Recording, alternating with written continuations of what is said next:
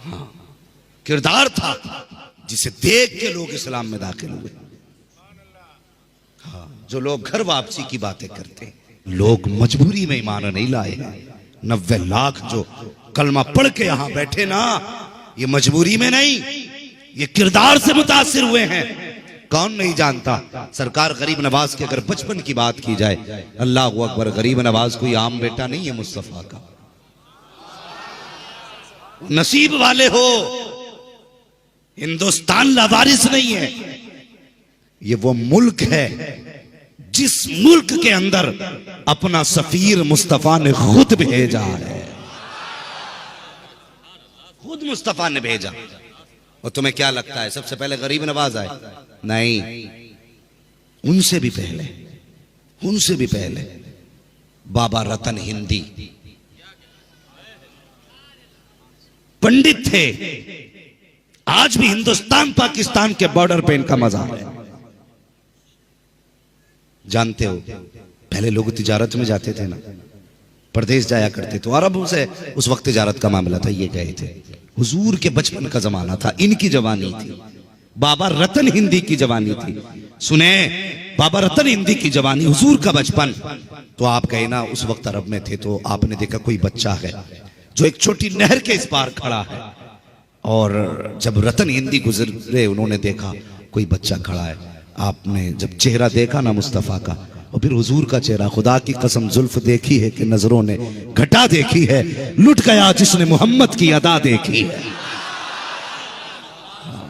बचपन था हुजूर का, लेकिन बाबा रतन हिंदी ने मुस्तफा को देखा ना, था तो बचपन मगर दिल दे बैठे। करीब जाके कहने लगे, बेटे इजाजत हो तो मैं तुम्हें कंधे पे बैठा के नहर पार करा दूं। मुस्तफा ने मुस्कुरा के कहा, जैसे आपकी मर्जी। क्या फरमाया? जैसे आपकी मर्जी। उन्होंने कंधे पे मुस्तफा को बिठाया, नहर पार कराई। हुजूर ने 3 मरतबा फरमाया, अल्लाह तेरी उम्र में बरकतें करे, अल्लाह तेरी उम्र में बरकतें करे, अल्लाह तेरी उम्र में बरकतें करे। जब हुजूर ने 3 मरतबा दुआएं दी, अल्लाह ने पहली दुआ के सदके में उनको 300 साल की उम्र अता फरमा दी।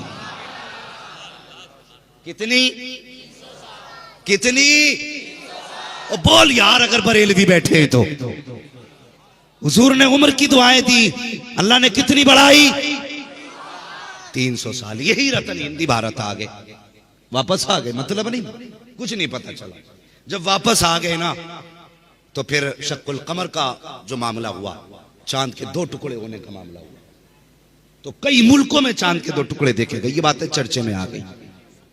तो यही हमारा नसीब है। आज भले इस मुल्क के टुकड़े हुए हैं, तकसीम हो चुका है, लेकिन जब आदम अलैहिस्सलाम उतरे थे ना, तो सरंदीप इसी मुल्क में था। तो लोग उस पहाड़ी को देखने आते थे जिस पे हजरत आदम अलैहिस्सलाम ने अपना पहला कदम रखा था। तो वो अरब के लोग आए, तो ये लोग भी गए। इन्होंने पूछा, यार क्या जो हमने देखा है वो तुमने भी देखा है? कहा क्या कि चांद के 2 टुकड़े हुए? तो अरब वाले लोग कहने लगे, हाँ हमने देखा ही नहीं, हमने चांद को भी देखा है, हमने टुकड़े करने वाले को भी देखा। रतन हिंदी ने इतना सुना, चांद को टुकड़े करने वाले को भी आपने देखा? कहा हाँ। कहा कैसे? कहा वो हमारे ही मुल्क में है, लेकिन हम तो जादू समझ रहे थे। इतना बाबा रतन हिंदी ने सुना ना, कहने लगे जरा उनके बारे में कुछ बताओ ना। लोगों ने बताया, वो कहता मैं अल्लाह का नबी हूँ, मैं खुदा का रसूल हूँ, अल्लाह एक है। ये सुन करके रतन हिंदी के दिल में ये हसरत जागी, मैं भी जाके मुलाकात करूँ। मुख्तसर अंदाज में मैं बयान कर रहा हूँ। अब रतन हिंदी ने सफर किया है, महीनों का सफर तय करके मुस्तफा के मदी मक्का शरीफ पहुंचे। जब मक्का शरीफ पहुंचे, वहां पता चला वो हिजरत करके मदीना जा चुके हैं। अल्लाह अकबर। फिर आपने यहां से हिजरत की है और मदीना शरीफ पहुंचे। मुस्तफा मस्जिद नबी में बैठे थे। अल्लाह अकबर। रतन हिंदी देख रहे थे, ये है वो शख्सियत जिसने चांद को टुकड़े किए हैं। लेकिन मुस्तफा ने देखा, मुस्कुराने लग गए।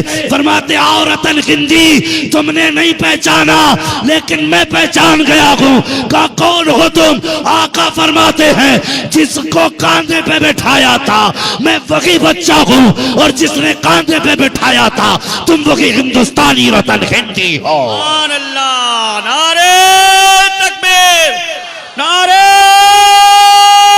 रिसालत, फैज़